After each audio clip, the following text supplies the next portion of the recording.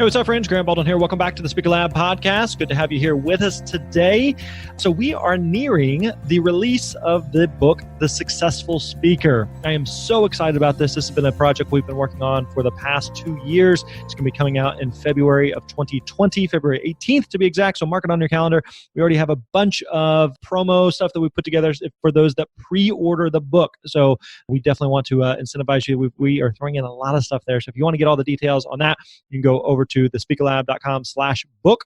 Again, that is thespeakerlab.com/book. Make sure you check out The Successful Speaker. Get all the pre-order bonuses that are going to come along with it. You're not going to regret it, my friend. It's going to be awesome.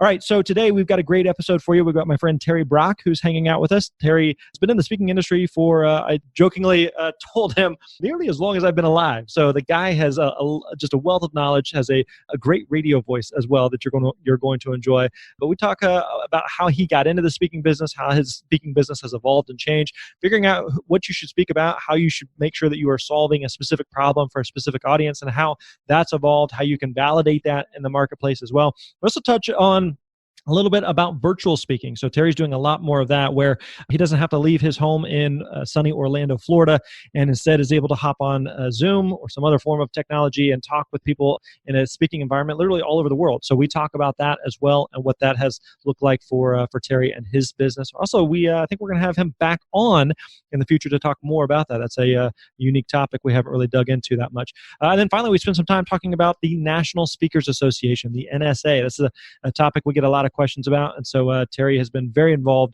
in the NSA. It's been something that's really made a difference in his business. So we talk about that, the pros and cons to it, how to get involved in the NSA, who it's for, who's not for, what to expect, all of that on this episode. So we got a lot to get to, short amount of time to do it. So let's just jump right into this conversation with Mr. Terry Brock. Enjoy. Hey, what's up, friends? Grant Baldwin here. Welcome back to the Speaker Lab podcast. Today, joined by my friend, Mr. Terry Brock, and we're going to be talking about his speaking journey. And we're going to spend some time talking about the good NSA, not the bad NSA. We're going to dig into the National Speakers Association as well. So, Terry, thanks for taking a minute to chat with us. How are you? Grant, it is an honor and a privilege to be here with you. Really glad to see you. Cool, man. We appreciate it. We've chatted a few times. We've got a lot of mutual friends in the space, but you've been in the industry for, I hate to say it, but almost as long as I've been alive. So you've been around for a minute and really have some experience. So I'm curious, let's back up for a second. How did you first get into speaking? Well, I couldn't find a job that anyone would pay me what I thought I was worth. So I thought I'll get out and start speaking. So I kind of did that. But actually, I started professionally speaking because I had been speaking before, like in high school and even, I guess, back in third grade. I stood in front of the church and I read The Christmas Story by memory because we were told in third grade we could memorize it. Get this, it was in a public school. I'll give you an idea how long ago that was. Yeah. Public school did that, but I started doing it professionally when I got out of the MBA program. And I saw a lot of people that were using these, at the time, newfangled things called spreadsheets. So I just took all that stuff they cram into your brain in an MBA program, the cash flow statements and the discounted rate of return and net present values and all that, popped it into this newfangled thing called a spreadsheet and then started showing folks how to do that. And I figured some people might be even willing to pay me for that. So I started teaching and taught a lot of executives, the Federal Reserve Bank and major banks in the Atlanta area where I was that time, Coca-Cola, and then did tours of their Coca-Cola facilities over in the Pacific. Yeah. And it was kind of fun. I got into that and then just kept evolving. And you know what?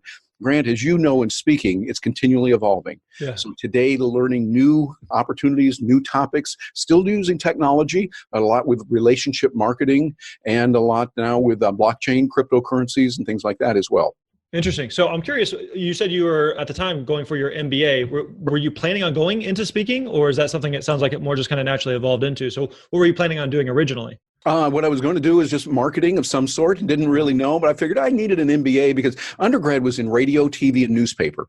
Okay. And so I did a lot there and started in radio when I was like 17 years old with the Family Life Broadcasting System, WUNN from Mason, Michigan, And so working with them, still got that right there. Or WUFN, 96.7 on your FM dial. You still remember that kind of nonsense. But it was great experience. I loved it. And then went through undergrad with that as a major, and I realized I need to know something something about business. So the MBA program was just the right thing for me at that time, and I was very honored and privileged to be there. I just happened to go to Georgia State University there in Atlanta, and I had a professor named Tom Stanley. Stanley went on later and wrote a series of books called The Millionaire Next Door. Yep. And I got the chance to learn from him, just a really highlight of my career. So you're studying for your MBA. You start learning about spreadsheets and some technology there. At what point do you decide, because it's one thing to I'm learning about this subject or topic or whatever it be, whether that's years ago or today, but it's another thing to be I should speak on this, or I should teach on this, or I'm recognizing there's a need or something in the marketplace. Did you even know of any other speakers who are doing something similar, or how did you connect the dots from I'm learning about this new technology to I should be teaching other people how to do this?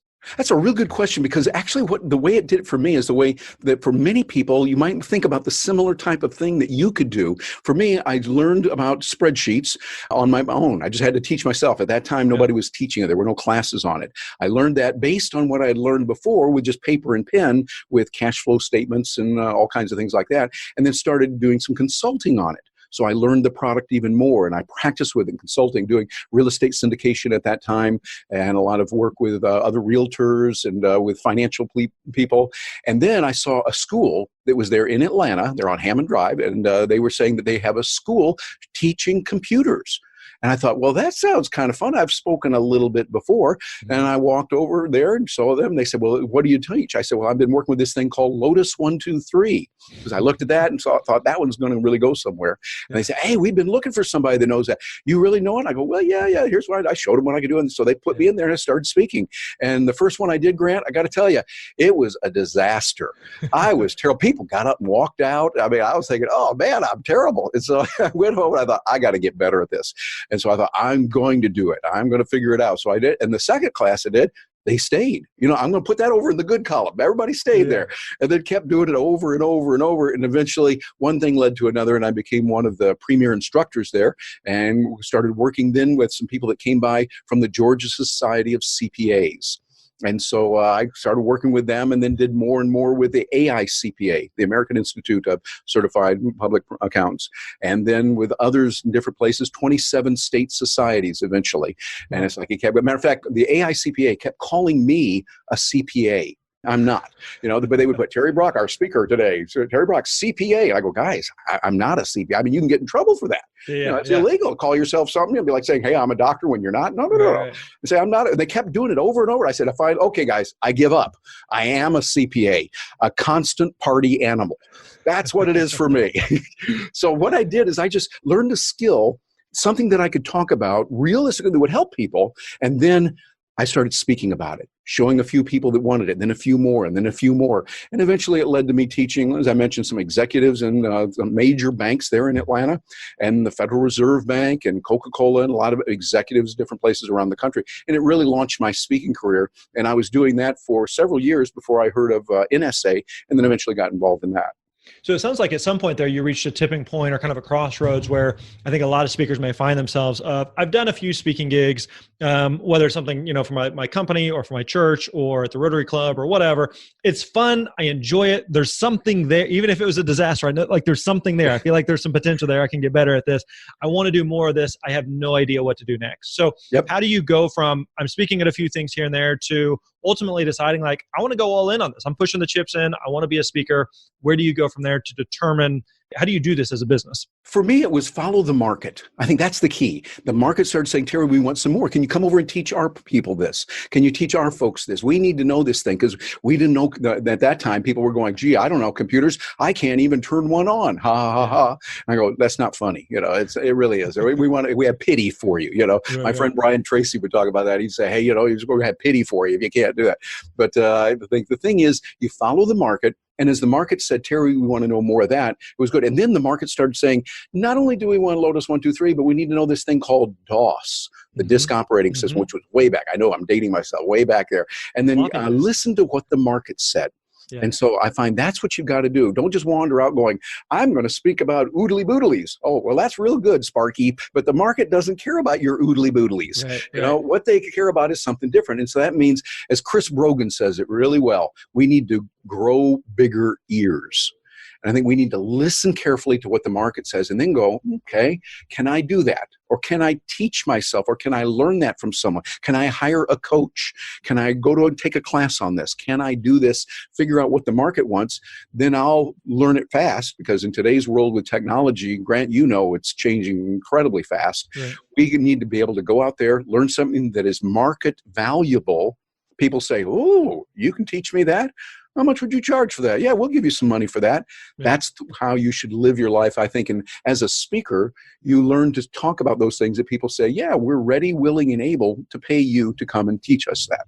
Okay, that raises several questions for me. So one would be for a speaker who's going, okay, I know I'm interested in speaking, and I'm trying to develop the hearing and the ears to know what is the market looking for, what does the market need? Because you're at a point now where you are speaking a lot, you're working with a lot of clients on a regular basis, so you have a really good sense of which way the current is moving, so to speak.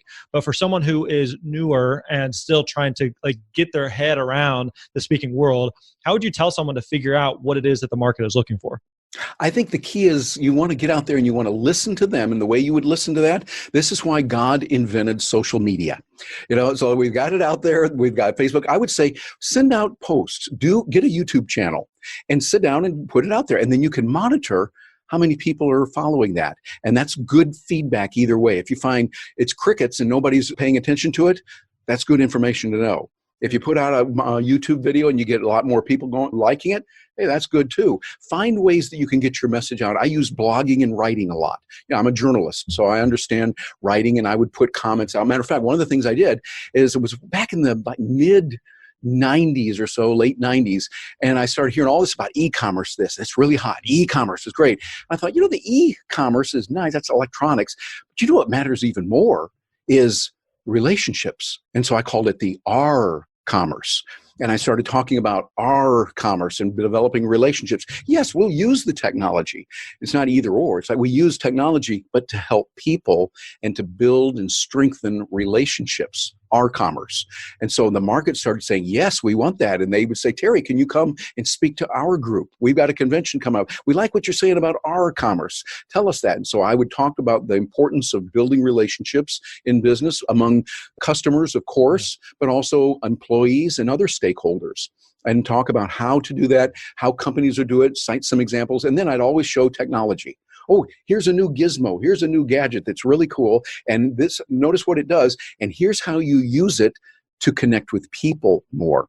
And so really that's what I think we want to do, is we always want to look at how can we use technology or whatever it is to help people to solve their problems and give them better opportunities. Yeah, that's a great point at the end there, that as speakers, we're in the problem-solving business. So just because you care about a topic, or just because you're passionate about it, or just because you have a cool story, doesn't necessarily mean that you're actually solving anybody's problem. So making sure that you're positioning your speech, your presentation, your speaking business around that you are in the problem-solving business. So one of the things I'm curious on is for speakers who are, okay, I've got some sense of what I could speak on. I'm kind of getting a feel for what the market is communicating.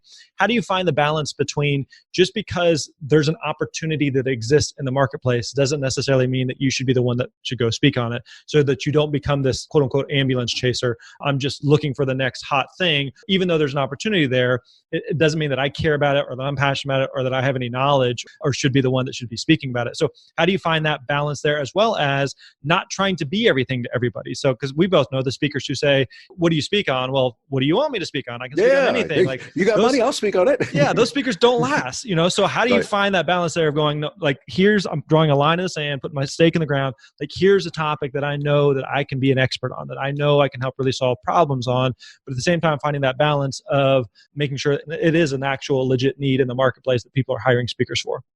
Yeah, I think you have to look at a combination of things. Like, for instance, if you said, gee, I need somebody to talk about cardiovascular surgery, I'm not your guy. I'm not a medical doctor. You don't want me talking about that. I don't know it, even though there's a great need for that. There's a lot of people that need to know about what to do, what not to do from the layman's point of view, and a lot of cardiosurgeons that need training and things. What you want to do is you want to find out where you have area of expertise. Yeah. That's either from education, a formal education, or today, more and more, self-taught education. Yeah. from the University of YouTube and from blog and writing, lots of blogs, lots of videos, lots of podcasts, audio that you can put out there. All of that is very important, that what your expertise is, and then what the market is asking for, and they're ready, willing, and able to pay for. What you don't want to do is become an expert in an area that people don't care about. I often euphemistically say, if you're an expert on tsetse flies from Ethiopia in the 15th century, well, that's real good, Scooter, but there's not a lot of demand for that out there in the marketplace. Right. So you want to find out what people are saying. We're ready, willing, and able to pay money for this. You have expertise, and you also have the ability to learn. Because you see, just a couple years ago, I knew a little bit, but not a whole lot at all, about blockchain, cryptocurrencies, Bitcoin, and like that. But I found that there was a demand for it. So what I did is I immersed myself into it. I started reading. There are not a lot of books on it, not even today because it changes so fast, but reading the right blogs and watching the right YouTube channels and attending the right conferences. That's the real key today. You want to learn something, go to those conferences there. And after a while, I started doing it and then started doing more with it, learning more. And so I came up to a level where I was able to start teaching some people about that, using some layman's terms. Here's what you can do. And so I would say for those that are watching, you're thinking, I want to get into something, make sure you've got something that, first of all, you feel comfortable with that the people out there are looking for. And if you need to learn something new, and you probably will, that you can come up to speed on that. Learn how to learn fast is very important for today's world and on into the future, because Grant, you and I hang around social media and we use it, and they've got these, it's Facebook, then Snapchat, and then there's this and then that, and next year it'll be the Iki Woggers or whatever it's going to be, some crazy goofy name for it. Well, we got to watch, is the market ready for this? Is it going to go somewhere? And can I turn that into business and to money by solving a problem? You mentioned what we do is we solve problems. I like to say that what we are is, in NSA, we have a certification that I've earned called the Certified Speaking Professional, a CSP.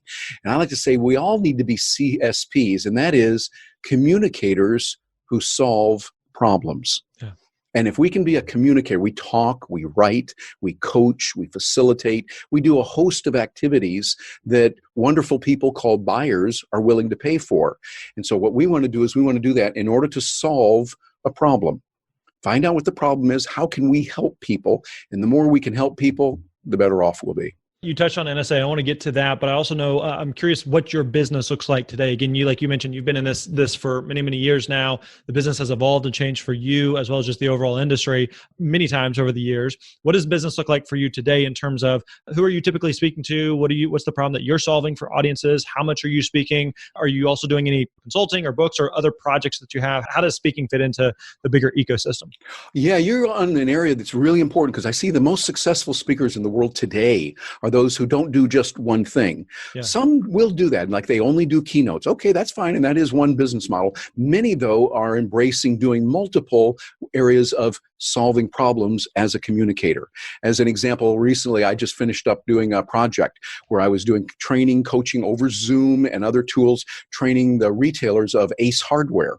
They asked me to be their chief retail advisor for all of their retailers outside the U.S., not in the U.S., but outside the U.S. And so we were training them how they can learn certain things. I'm interviewing key people that are pricing experts, stocking, inventory, signage, all the important things in retail, and showing them what to do and how to do that. And we would use the technology for that. And so that's part of my communicating, taking the knowledge I have from, be sure and look into the webcam and use a good microphone and those kind of things that are important to communicate, as well as here's how you come up with your ideas and showing them how to do that. And then also doing speaking. Regularly speaking. A few weeks ago, I was asked by a guy named Carlos Slim from Mexico, and he is one of the richest men in the world. He and his people asked me to come down to Bogota, Colombia, to open a program there, a big conference with the richest people of Central and South America. I was opening, and Ivan Duque is the closing speaker. He's the current president of Colombia. And so I got a chance to meet him, meet Carlos Slim, and work with him speaking that way. But it's like it was a specially crafted message just for them, just in the way they could do it. And they were kind enough to listen to me in my very stumbling Spanish and but let me speak it in English so that they could translate it. But I find that what we want to do as speakers, the key is be able to offer a variety of different delivery mechanisms. One of the biggest that I'm really excited about now is using video. I think Zoom is a fabulous little tool that you and I are using right now for recording, Right. for communicating. I remember I started using Skype way back in the early 2000s when it was first out. And Grant, at that time, we considered it a successful communication when it only crashed 4 times in 30 minutes.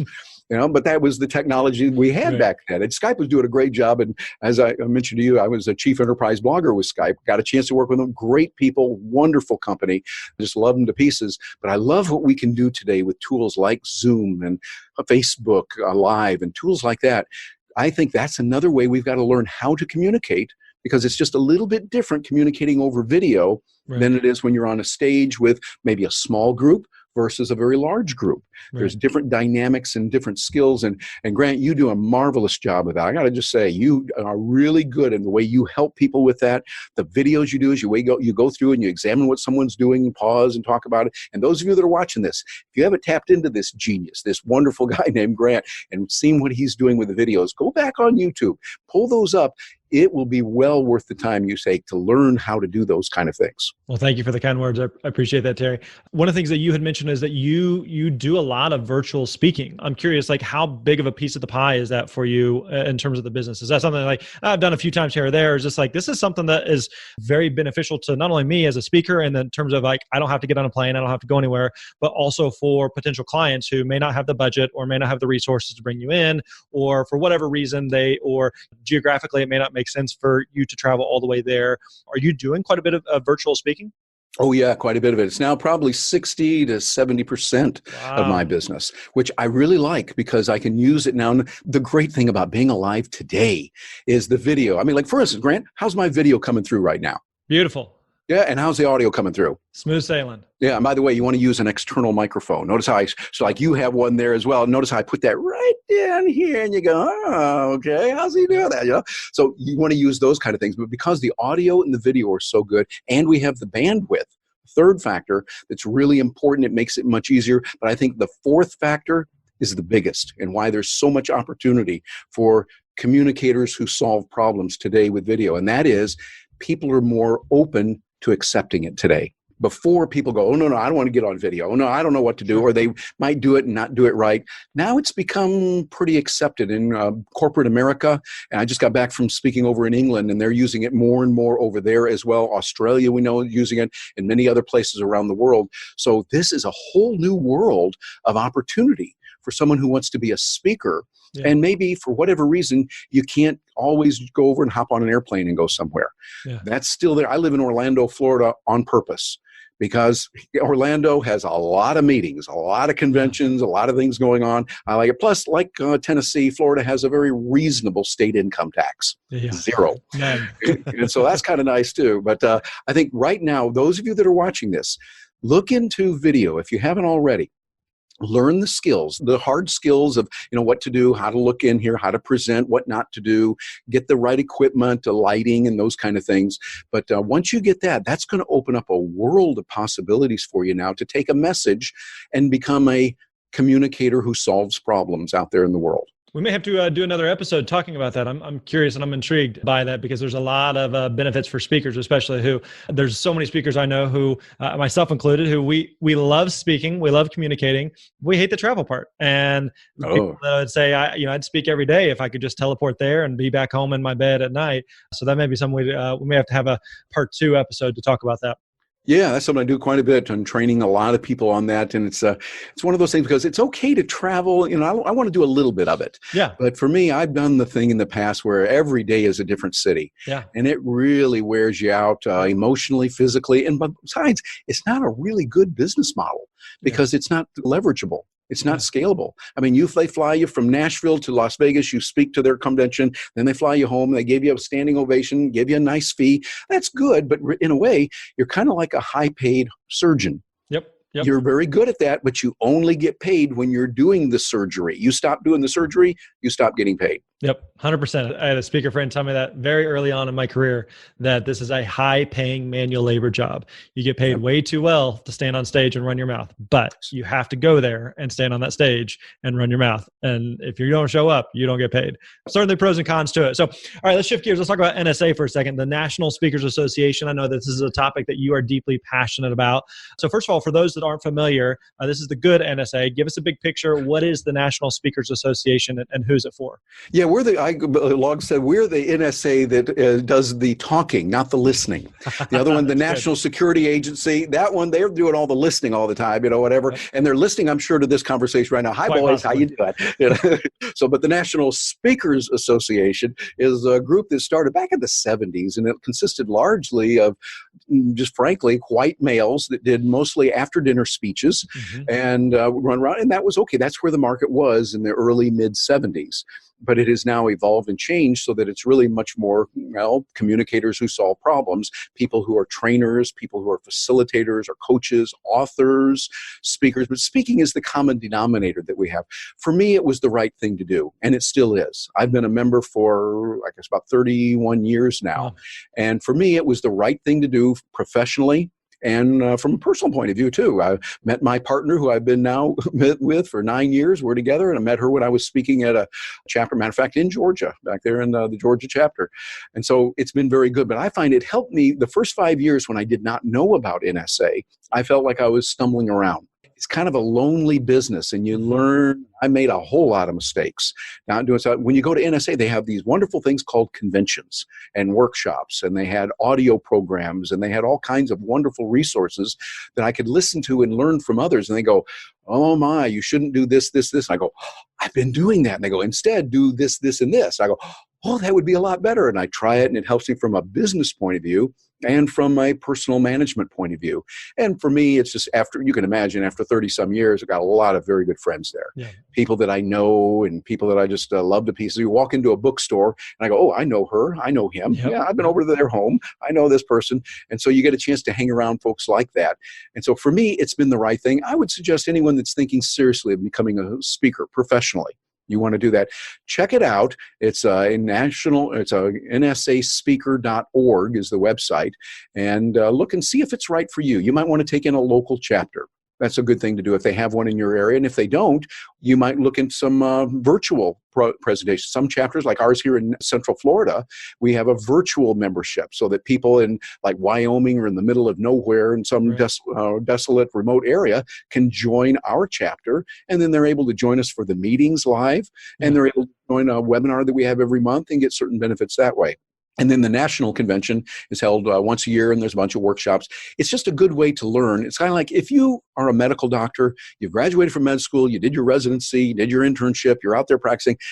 Really good idea to get involved in the American Medical Association, your local chapter of physicians and whatever specialists. If you're a dermatologist, okay, you want to get involved in the dermatology area. Yeah. If you're a speaker, you want to hang around other speakers. And Grant, you and I know each other from a private group that meets Speak and Spill, and it's just an honor to meet you there and several other people that are really wonderful, some of whom are in NSA, some of whom are not.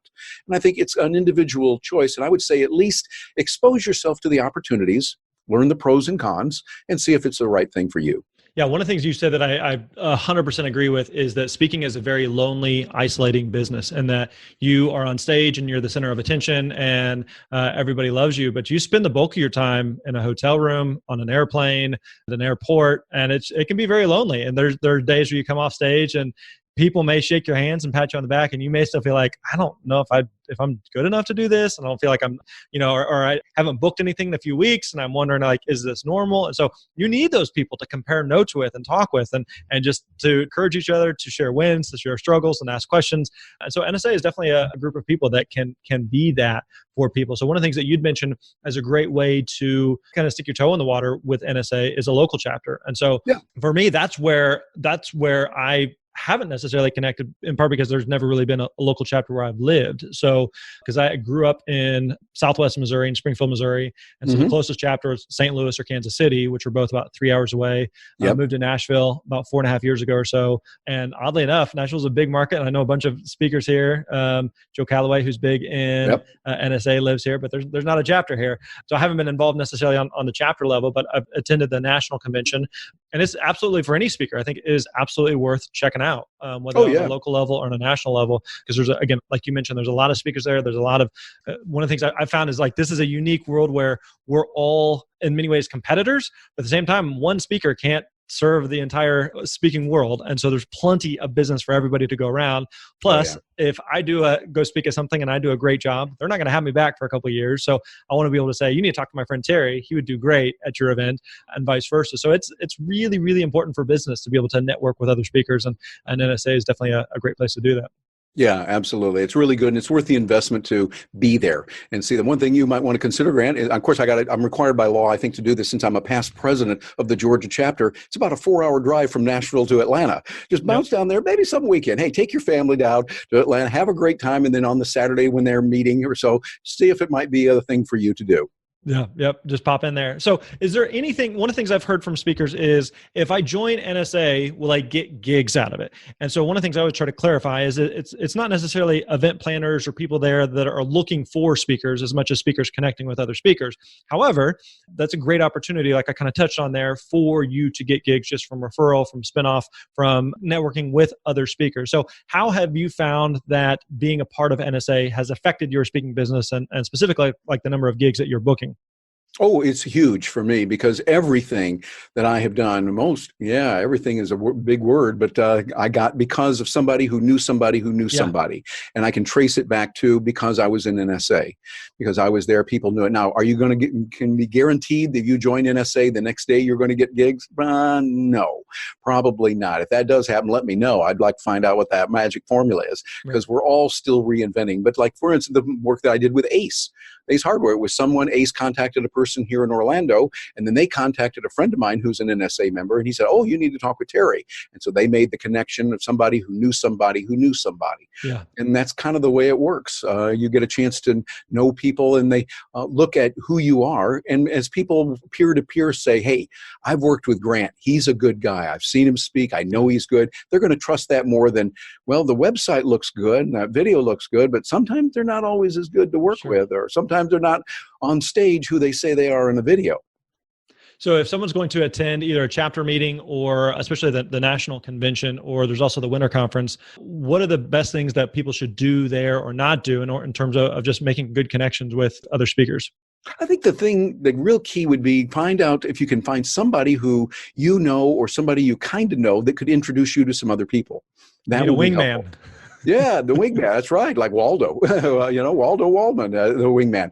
And he does a lot of that. You want someone there that can help you and can kind of take you around, go, hey, I want you to meet my friend so-and-so. And get involved in some of the parties there. Matter of fact, it was interesting. When I learned about it from a speaker named Jim Cathcart, who I had heard of before through Nightingale Conant. At the time, it was a place that sent out a lot of audio tapes. He had an audio series with Tony Alessandra, and I was speaking in New York, the Marriott Marquis, did like a Thursday and Friday, and then the sessions ended on Saturday. He was speaking Saturday morning, so I made it a point to go there and see him. I wanted to meet him, and I introduced myself, and he said, well, are you a member of NSA? I said, what's that? And he said, oh, it's the National Speakers Association. He grabbed a paper and wrote down the number, and I realized at that moment I had a decision to make. And I'm glad I went the right way, because that was a decision that literally changed my life in business and personally, to get involved at the national level, but also at the local level, and really get in there, not just join, pay my dues and sit back and go, okay, I'm waiting for it to give me some business. I got involved. I attended the meetings. I let them know that I was interested in that. And they put me in charge of working with another person. There was two of us actually doing a speaker school there in Atlanta. And so we did that and worked, and then I did that well. And they said, well, you ought to, come be our finance guy. You know a thing or two about money. We want you to do that. Okay, sure. So I was VP of finance, and then I became president of the local chapter there. And then that went from there on to doing many other things, so that I got on the national board. So it's really no mystery. It's about relationships, building relationships and providing value to others. And as you do that, get involved in an association and you become the person that helps others. As you do that, there's something that is just amazing about the world, that as you give help and you really help other people, not with the sense that, oh, I'm going to hope I get something back, it does come back to you. Not always from the same person, but somehow it just kind of, what goes around does come around. And so you want lots of good going around for you. Very true. Very true. Terry, thank you so much for the time, man. We really appreciate this. This has been a lot of fun. So if people want to find out more about you, what you're up to, where can we go? Best place to find out about me and all the social media channels would be over at my website, which is terrybrock.com. And I know people listening to this on audio, that's spelled Terry, and Brock is spelled the right way, Brock. So it's terrybrock.com. Come on over and drop me a note. Let me know that you heard me here with Grant. And I appreciate everyone being here. Thanks, Terry. We appreciate it. Thank you, Grant. All right, there you go. Hope you enjoyed that conversation with Mr. Terry Brock. Again, if you want to check out his stuff, go over to terrybrock.com. And again, like I mentioned in the intro, we are probably going to be having Terry back on to talk about virtual speaking at some point in the future. So make sure that you tune in for that. Like I mentioned at the beginning as well, don't forget to check out and pre-order The Successful Speaker. It's going to be out February 18th, 2020. And we are doing a lot of stuff, putting in a lot to just to incentivize you to pre-order. So a lot of different bonuses there that you're going to want to check out over at thespeakerlab.com/book. Again, that is thespeakerlab.com/book. So make sure that you check out The Successful Speaker and pre-order it there. All right, my friends, that wraps up today's episode. We'll catch you next time. You're awesome.